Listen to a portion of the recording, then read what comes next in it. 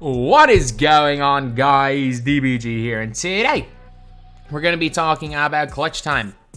Lads, more news came out about clutch time. So, most of this was on 2K stream for 250k quals, but let's be real, I think it had like 200 viewers at the time. So most people are getting this information from Twitter from 6Man Sam. The 250k qual stream of 2K obviously didn't get too many views because the locker code got leaked early, and then like there were like 2,500 people watching Thai at one stage. I think I peaked at like 1,800 for a watch party. Like guys like Carlo were getting like, Carlo was pulling in 400 or 500 views for a lot of his run. And man, I could only imagine if Splash was there, that would have been another 2,000 people watching him as well as watching Thai. So like, it really was a big event. And in fairness, we're doing all right as a community, making it at the event bigger than it was, because for years this tournament was completely dead. And while the qualifying system is completely flawed, fingers crossed it doesn't look like anyone boosted, but fingers crossed there's no DQs. No one that streamed had someone throw games to them, so at least nobody that streamed is going to get DQ'd. If someone boosted, they're going to be caught anyway. But yeah, so this is the new game mode, which is clutch time, which is coming to the start of season 3. So this is what we have learned. So 6Man Sam, shout out Sam, one of the MyTEAM developers, gave us more details. So it's a full-sized court, and there's a reason why I'm really iffy on that, and it's such a short shot clock. Like people don't realize how hard it is to shoot in 14 seconds. Like, fair enough. Like, if you inbound the ball past the halfway line, fair enough. But if you can full court press, which you can most definitely do on current gen, you can stop someone getting past the halfway line for 5 seconds. And they got 9 seconds then in full court, which means they have one pick and roll. And if that one pick and roll doesn't work, they are not scoring. So yeah, there's no more dancing around screens. If you don't hit the screen the first time, you are literally not scoring. So I think this is going to be a game where we see shot clock violations 1 of every 3 possessions. So that's something that but one thing is that I'm happy that the court is full size, because on a small court with 5 players, the spacing would have been just non-existent. So the fact it's full size is a good thing.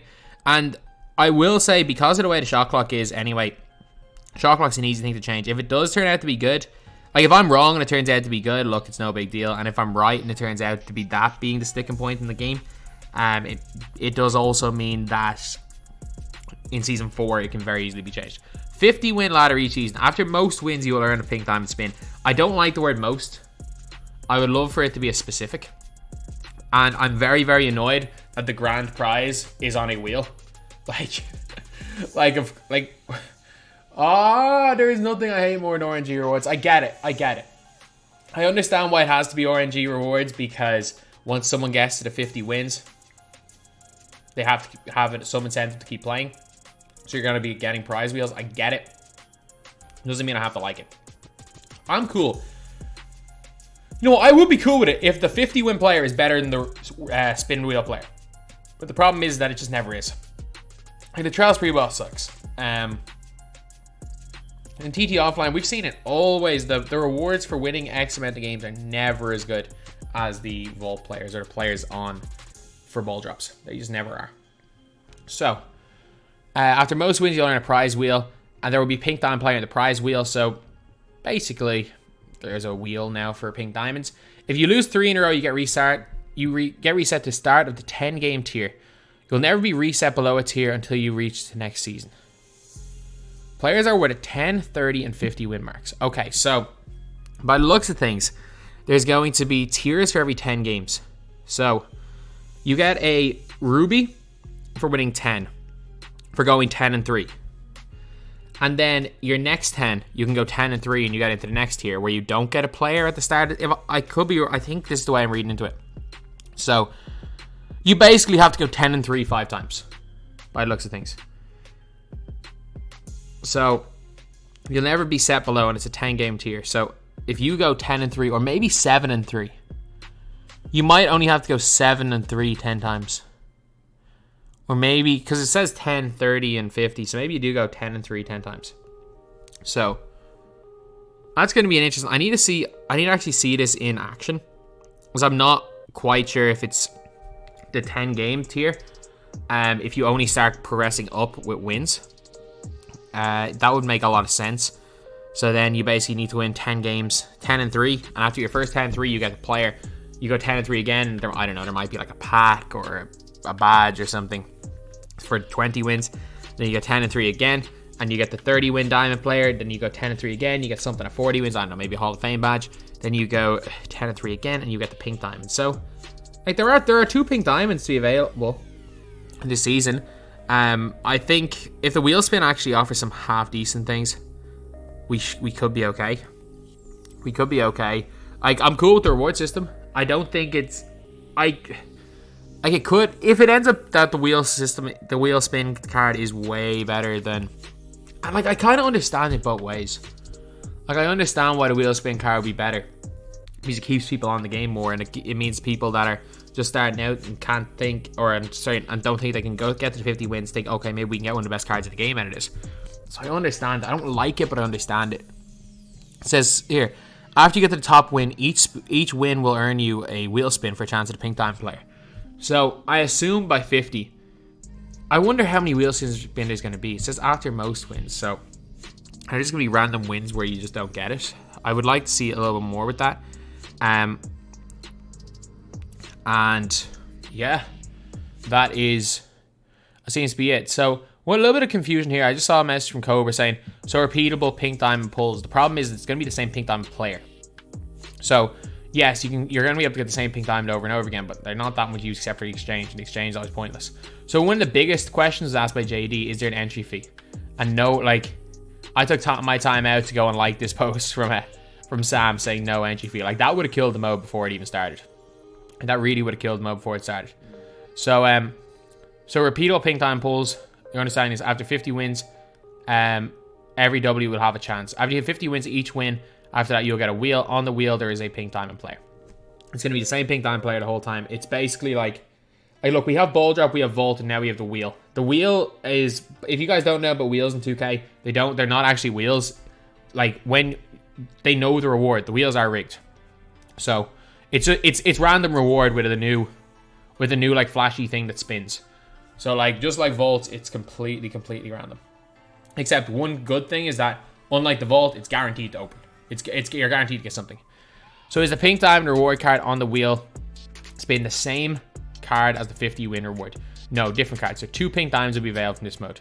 So you guys mentioned the timeouts are 20 seconds. Oh, that's unreal. I love that. I love 20-second timeouts. If you guys could shorten the timeout length to read whatever about people during qualifiers exclusively this mode, like, there's reasons. Like, there are reasons that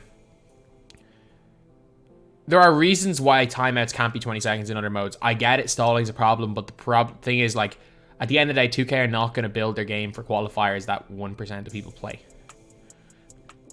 So you get a wheel spin after most wins. What happens when you wins no wheel spin? Just get none. The only times you don't get a wheel spin are when you get... Okay, I like that. So basically, when you get the 10, 30, 50 wins, when you get something, you don't get a wheel spin.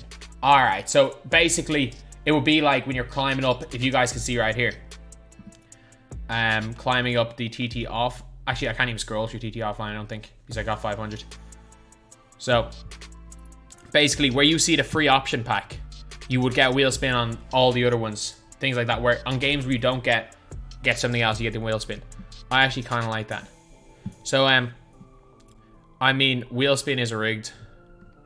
We all know the wheel spin's rigged. Has he said anything else? Not by the looks of things. Let's take a look and see if Sam has said anything else. He has... Yeah, he has pretty much given us all the information. Shout out to DFS being on the stream, though. Shout out to him. Like, I don't know how he does it. I genuinely do not know how DFS does it. But, like, he is consistently positive with... He is the most positive person in this community. Like, man, in general, I was like, my attitude towards things in general in life is positive. Like, I couldn't get to the position I'm in right now without having in general positive attitude towards things in life. But man, it's hard to be positive in this game. This guy actually is positive 100% of the time, man. That is the hardest thing ever.